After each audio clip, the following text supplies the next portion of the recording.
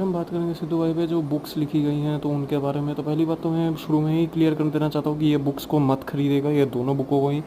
ये दोनों बुक आज तक जो कि मतलब रिलीज़ हुई हैं सिद्धू भाई के ऊपर। तो पहली बात तो ये जो बुक आती है हु किल्ड मूसेवाला, तो इस बुक में जो मतलब पहली शुरुआत में दिखाया गया है कि मतलब लॉरेंस कृष्ण बहुत अच्छा है, हिंदू भक्त है, ये वो। तो पहली बात तो इस चीज़ का ज़रूरत क्या था, मैं तो ये नहीं समझ पा रहा हूँ। इंडिया का जो मीडिया जो प्रोपोगेंडा सेट करता है वही मतलब इस में भी मतलब बताया गया है, जिसका कोई सेंस तो बनता नहीं है इस केस के साथ। और दूसरी बात जो कि है कि मतलब इनका जो मतलब बात है वो गोल्डी बरार पे आके ही मतलब ख़त्म हो जाता है। तो हु किल्ड मूसा वाला ये मतलब क्लियर कहा कर रहे हो, तो फिर ना ही टाइटल जस्टिफाई होता है ना ही बुक जस्टिफाई करती है। तो इस बुक को तो प्रेफर करना ही मत।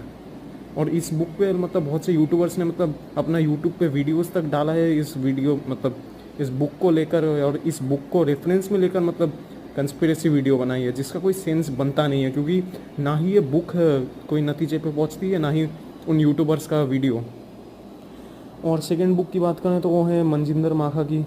तो इस बुक को भी मैं मना ही करूँगा ख़रीदने के लिए, क्योंकि ज़्यादा कोई सेंस तो बनता नहीं है इस बुक का। क्योंकि मनजिंदर माखा के बारे में अगर मैं आपको बताऊं तो पहली बात तो ये कि मनजिंदर माखा जो है ये कभी भी सिद्धू भाई के पेरेंट्स के साथ जस्टिस के लिए खड़ा तो नहीं, सिर्फ जस्टिस फॉर सिद्धू मूसेवाला मतलब अपने पोस्ट्स में ही सिर्फ लिखता हुआ दिखता है।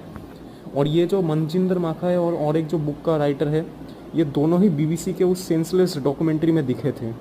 तो इससे ज़्यादा मुझे आपको कुछ बताने की ज़रूरत है नहीं, क्योंकि बीबीसी का जो डॉक्यूमेंट्री था उसमें भी ये लोग दोनों ही लोग पहुँचे थे और दोनों ने ही मतलब बकवास ही किया है उस डॉक्यूमेंट्री में, सिंपली बात में बताऊँ तो। क्योंकि ना ही इनका बुक कोई सेंस बनाता है ना ही डॉक्यूमेंट्री कोई सेंस बनाता है, और डॉक्यूमेंट्री में जाके भी कुछ भी बोल रहे हैं ये लोग।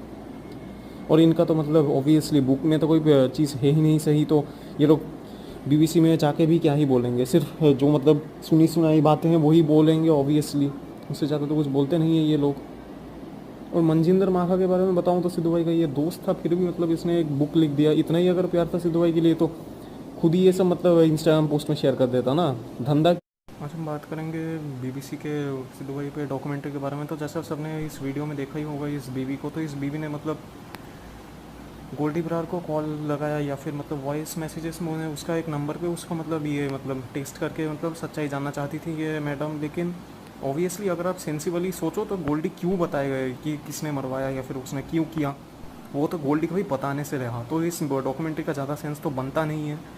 और अगर इनको मतलब इतना ही नंबर मिला है जिसमें मतलब वो कॉल्स फॉरवर्ड करते हैं तो वो पुलिस को दे जाके। मुझे लगता तो नहीं है कि मतलब नंबर ऐसा दिया होगा कि मतलब वो ऑब्वियसली एक्टिव नहीं होगा।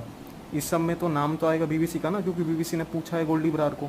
तो गोल्डी बरार इसलिए ही बताएगा क्योंकि उसको अपनी इमेज सुधारनी है ऑब्वियसली। तो इसका कोई सेंस तो बनता नहीं है।